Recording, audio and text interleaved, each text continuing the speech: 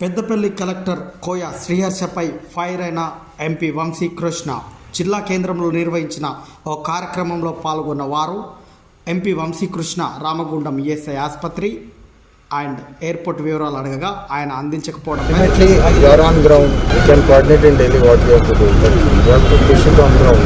Every time I tell in Delhi, literally they are not taking your name, but they are saying we side will say delay. Vinandi. I am a member of parliament.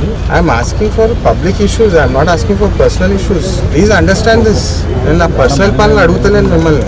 Public issues మీద public issues మీద మీరు స్పందించాలి.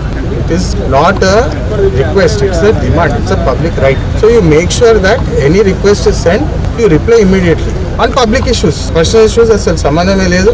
I don't even ask. But make sure that public issues you respond immediately. Is that fair enough? There is no fair enough.